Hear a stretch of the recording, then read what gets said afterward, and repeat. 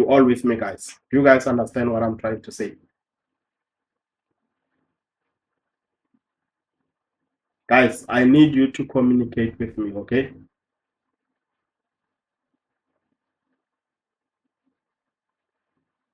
Oting, you are the first person to join the lesson, but I haven't heard your voice. What's wrong? You guys don't want to talk to me.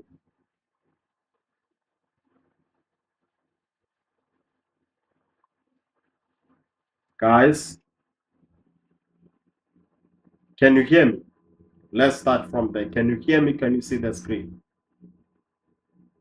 Yes, sir. Mpo. Yes, sir. Okay. So now let's start with there's this thing when you do if we quickly review what you should expect in your final exam, this is how the structure of the paper look like. I'm just gonna quickly write it down here. 1.1.1.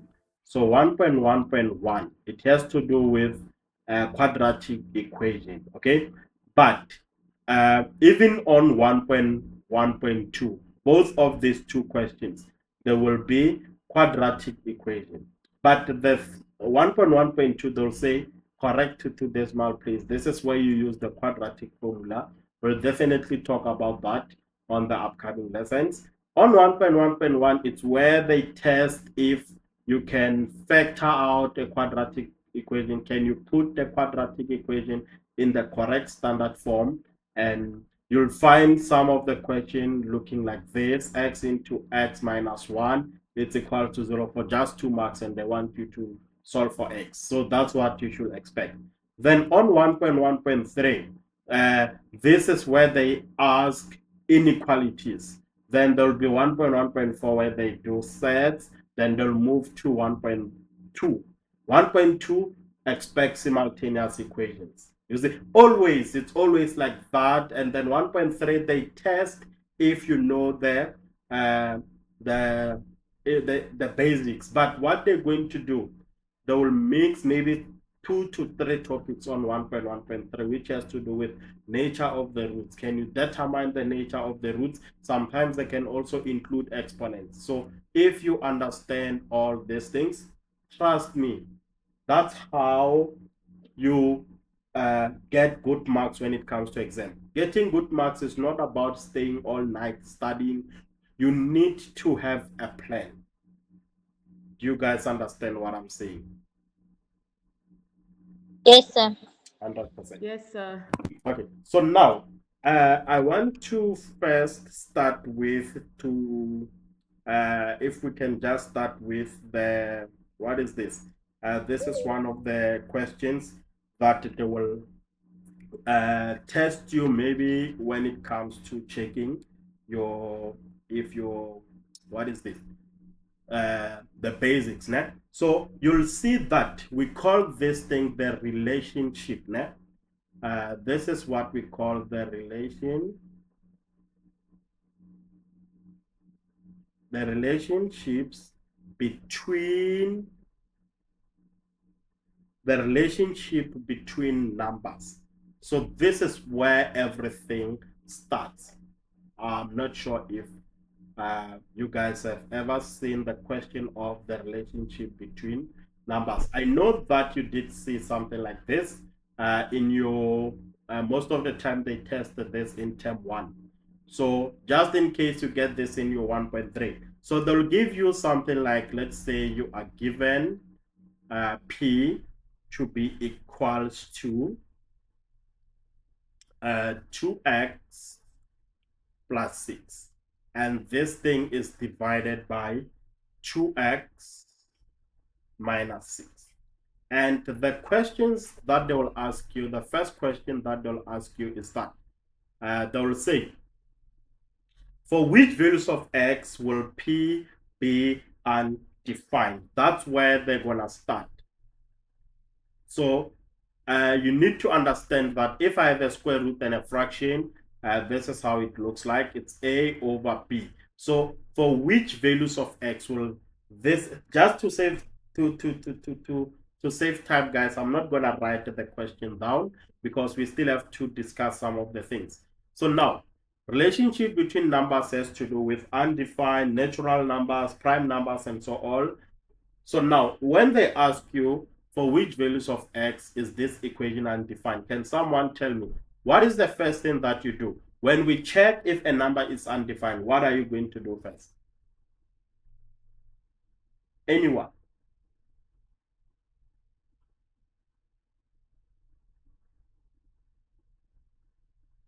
Do you guys have an idea? Toto, let's hear.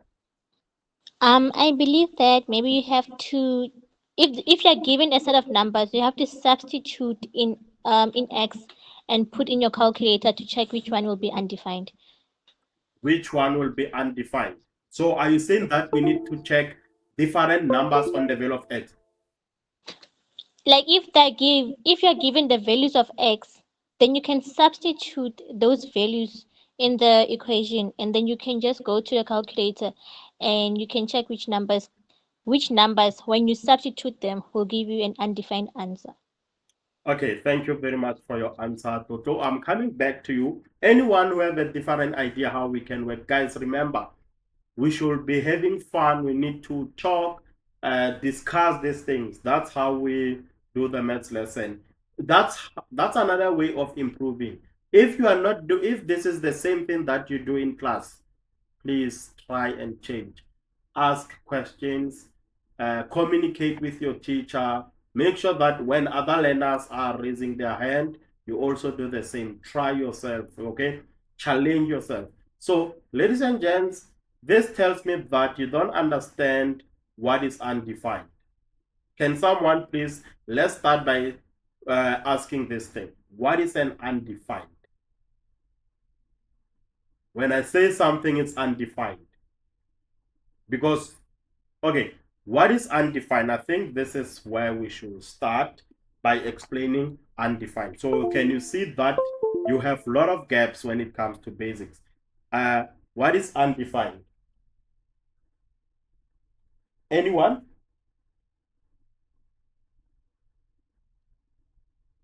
If we say undefined, we are referring to, when I say undefined, just know that anything, if I take anything, it doesn't matter, but anything over 0, it's undefined. So if you have a fraction, the denominator is 0. Undefined means denominator is 0.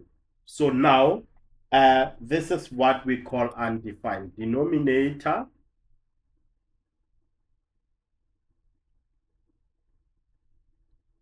is 0. So when the question asks you for which values of x is this undefined, we're going to take the fraction. This will be undefined if b is 0.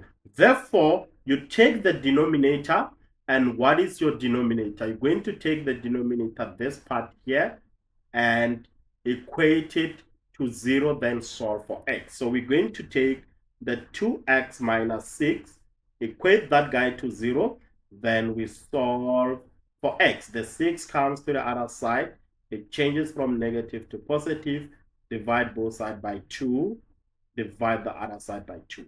Therefore, your x is 3. Ladies and gents, this tells you that if x is 3, this equation will be undefined. Let's quickly go and test that.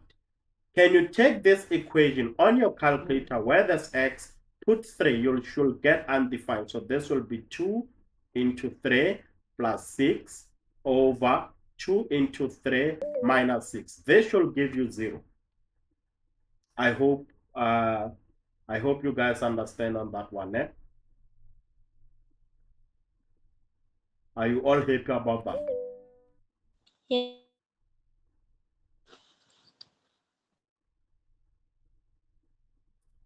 Okay, I hope you guys understand now.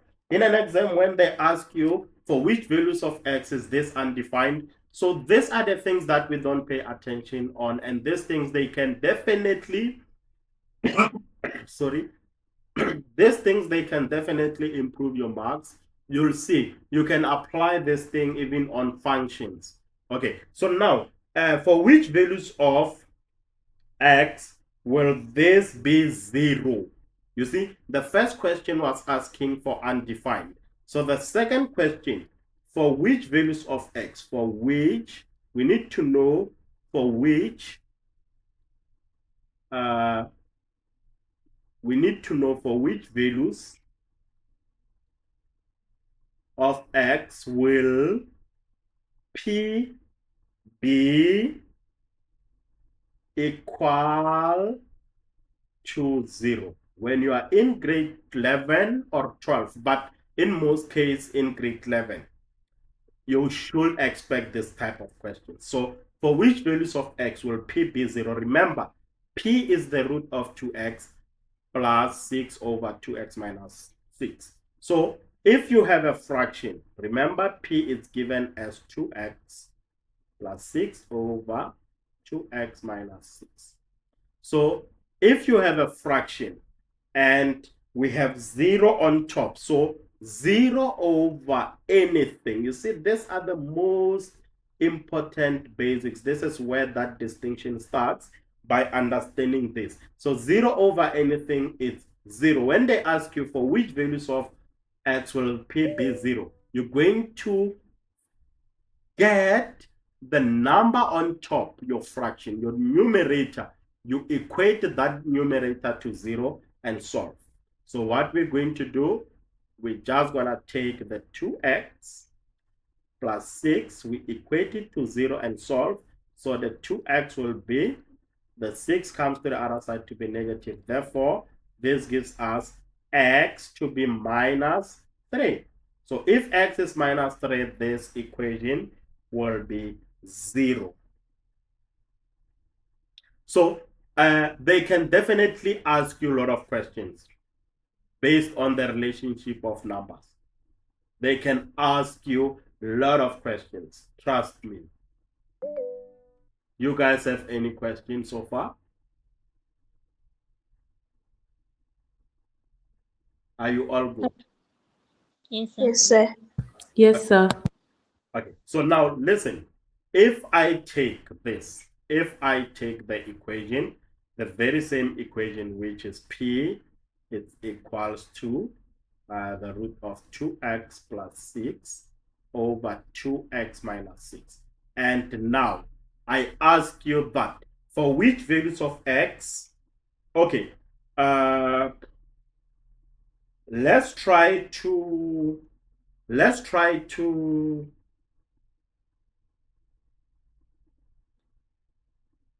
can we make this more interesting? Let's make it more and more interesting. Listen, if, let's say if x is equals to, if x is equals to a natural number. I just want to show you when I say 1.3. Oh, guys.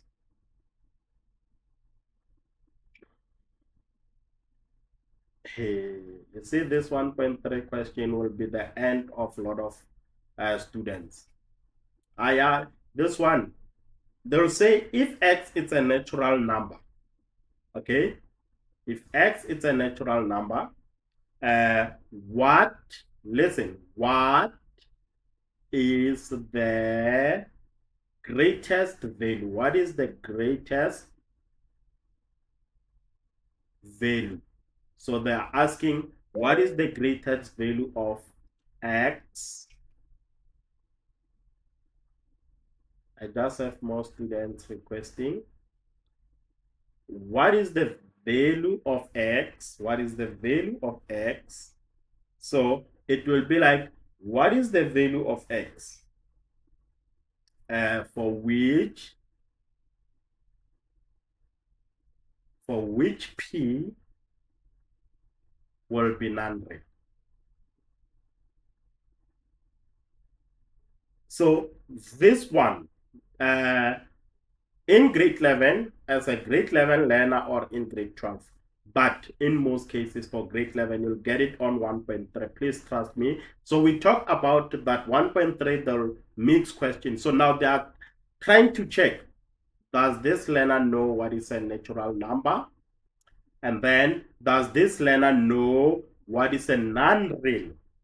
Can the learner interpret this question? You see? So now let's try and work on this one step by step.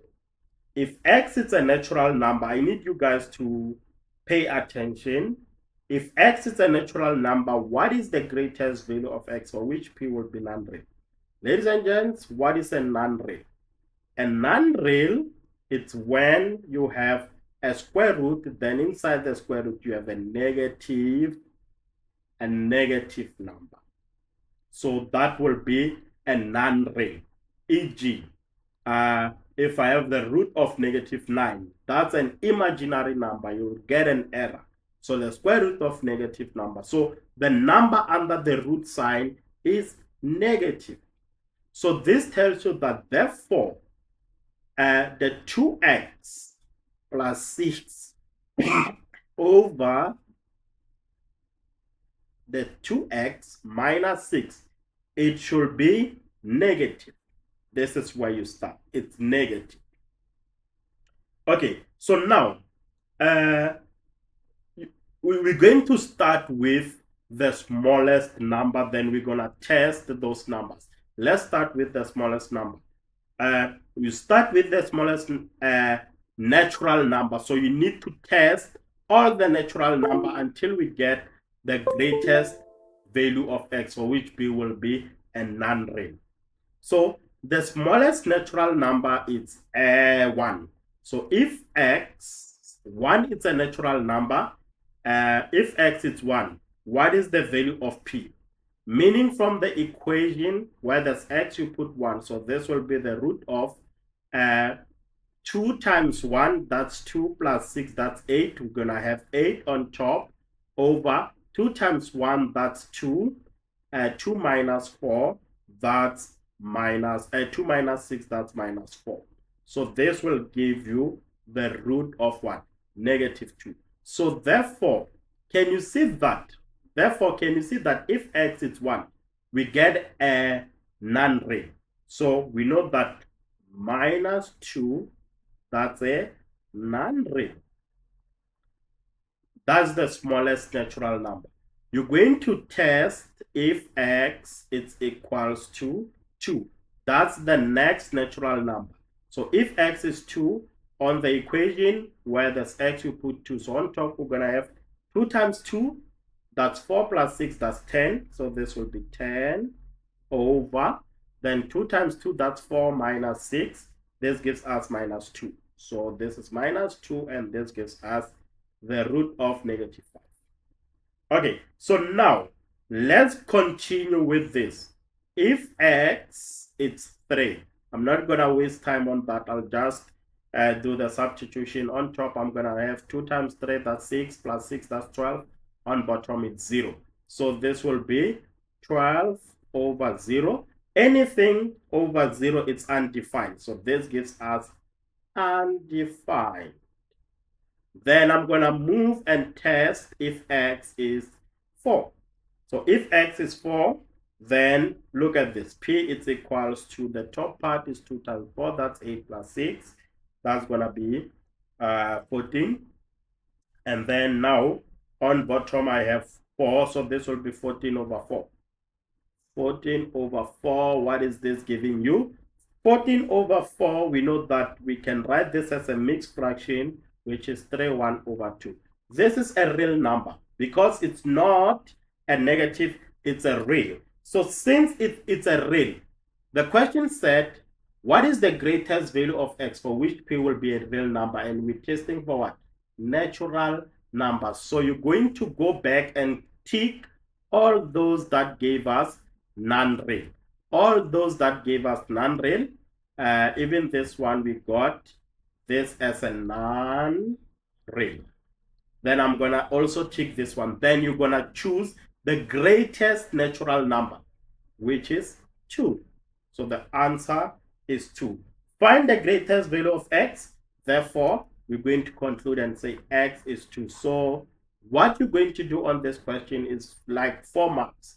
You test all the natural numbers, that gives you non-real, and then you can see that for the fact that 4 gave us real, we'll continue going down getting real. We'll keep on getting real. Okay, so we'll continue getting real numbers. So once you get a real, that's when you stop. Then you choose the greatest number between those that gave you non-real. Is that making sense, guys? Yes, sir. Yes, sir. 100%. Okay, so now what I'm going to do, I'm going to move to next section. The next section has to do with exponents. Okay, so the next section has to do with exponents. Please make sure that you revise the laws of exponents. You know everything that has to do with the laws of exponents. So in this case, we're going to revise the laws of exponent by solving for x. Okay, so this is the next one. Please make sure that you revise the laws of exponents. Solve for x. And let's say you are given 5 multiplied by 3 to the power 2x plus 6. This is the example that we're going to use to revise the laws of exponent. Okay, so now when I want to solve for x, I can see that this question looks like maybe it's difficult. This should be easy. You just have to look at the question, study the question. I have 5, I have 5. So, and 3. And you can see that when we solve for exponent, the aim is to always make sure that the base are the same. I have 5 and 3. Now the aim is to eliminate one number, which is 5. How can we eliminate 5? So I know that if I bring the 5 to the other side, I can rewrite this equation in this form. Bring the 5 this side to be positive, because now if the 5 is on the other side, this guy here, if you look at this is just 1/10. So that is 1/10. So since that is 1/10, you can definitely do what? You can just divide everything there by 5 and divide the other side by 5. Meaning this side we left with 3 to the power 2x plus 6. This is equal to 1. So now, the reason I chose this question is this interesting law that says that if you have anything to the power 0, it's equal to 1, because you guys know most of the laws of exponents. When the base are the same, we are multiplying the base. What do we do to the exponents? We add them.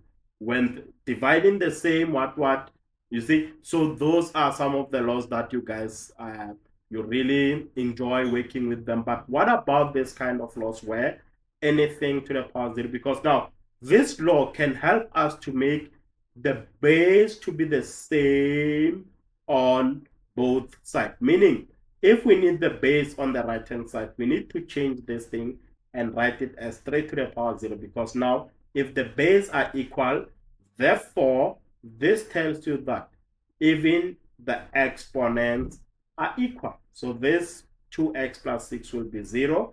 Then you can definitely move the 6 to the other side. So this will be 2x. It's equal to minus 6 divided by 2 on both sides to isolate x, which gives us minus 3 as the final answer. So the reason I chose this question, it's where I want you guys to know this law, okay? Because most of the time, some other laws you guys really understand. But now, how can we change this one to have base 3? And that's it for this one. That's it for that question. You guys have any questions on that one? No, sir. Okay. No. Thank you very much. Thank you very much. And then while we are still at exponents, so okay, let me not go to exponential equations. Let me not go there on exponential equations.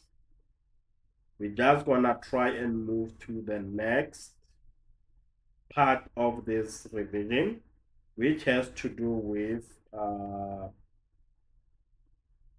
number patterns.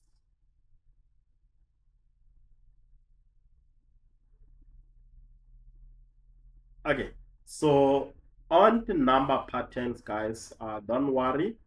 I'm going to leave you now in 15 minutes, but let's see how far we can take this. And I believe that if we can keep hitting on these short lessons, just for me to remind you what to pay attention on. So what I've noted is that most learners, when it comes to patterns that are negative patterns, let's say you have -1. Okay, let's just try to increase that right here. Guys, I will be leaving you now in 15. Please stay with me just for 15 minutes. Okay, so if this one, the reason I chose this one is because there's a common mistake that most learners make when it comes to negative patterns.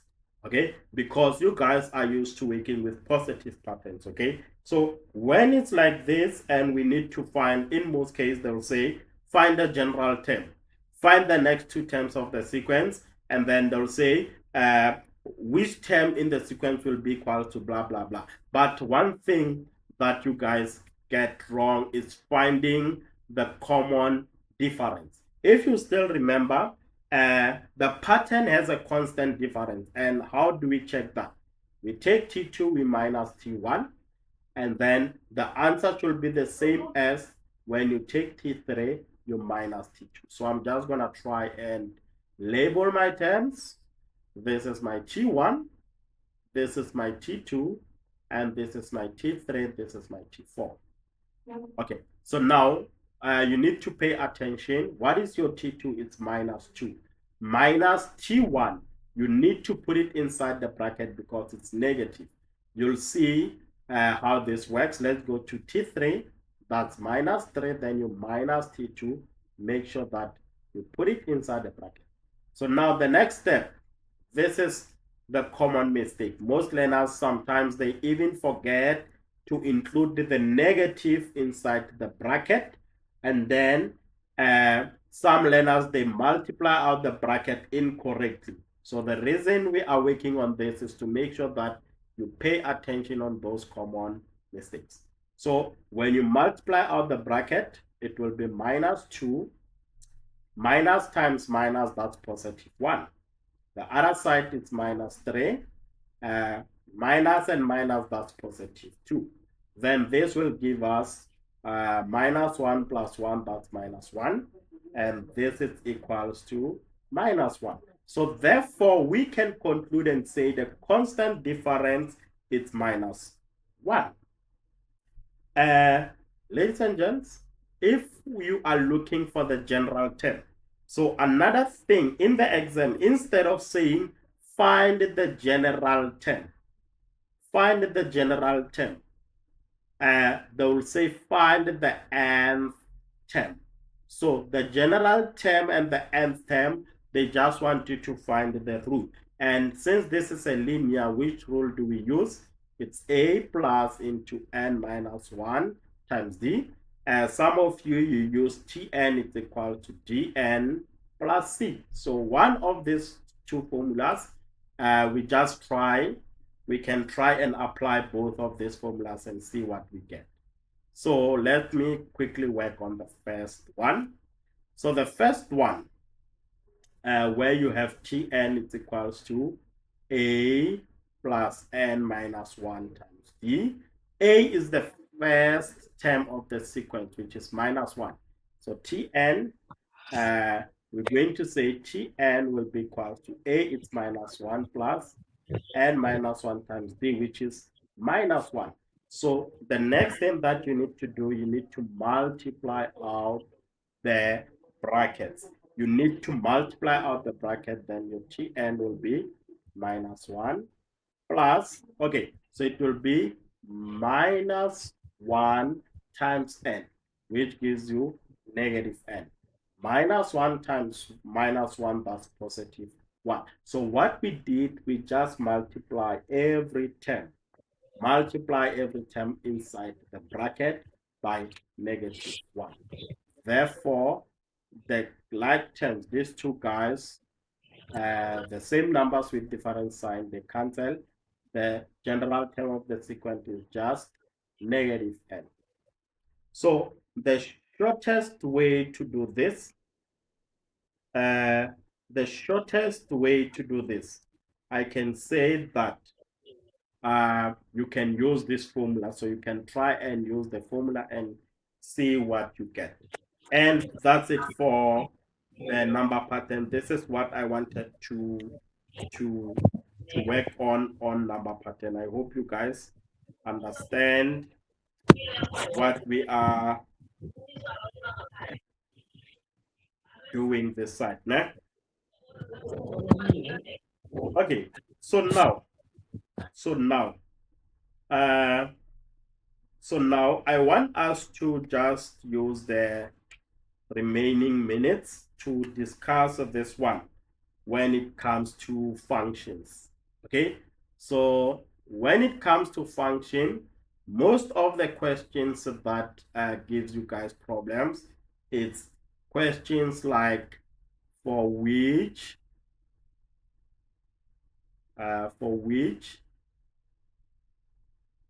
values of x, for which values of x is f at x greater or equal to 0, or f at x less than or equal to 0. So in most cases, you'll see that when you are given a graph like this, maybe the graph is concave down and this is your Cartesian plane, this is your x, maybe this is your y. So now, let's try and interpret the question and answer this question. So let's say maybe we have this as minus 2 and this as 2. So let's start with this part of the question. For which values of x, it's f at x greater or equal to 0. So this one, they are asking you, this one means where it's y greater or equal to 0. Another way to say this, where the graph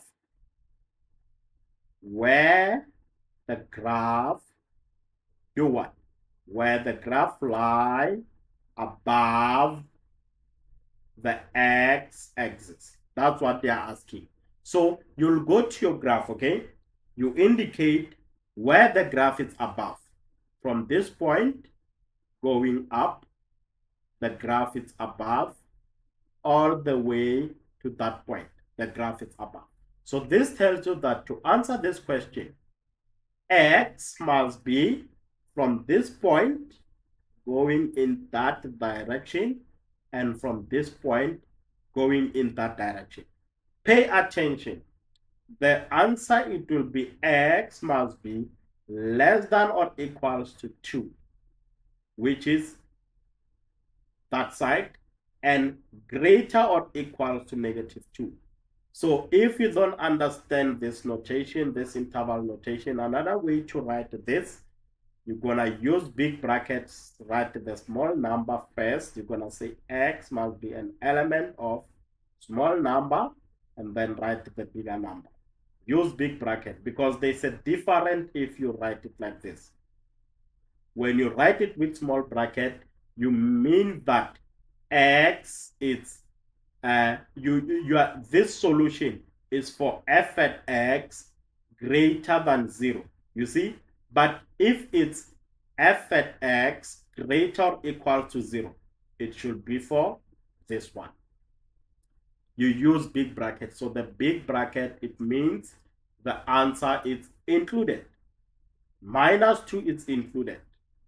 Then this one, it means minus 2 and 2, they are not included. So if you can quickly take maybe a screenshot and try and answer that question, see if you will get it right. So that for that one, they're asking you where is the graph below the x-axis, which is from this point going down, from this point going down. So it will be from this point in that direction, from this point in that direction. So already I'm giving you the answer.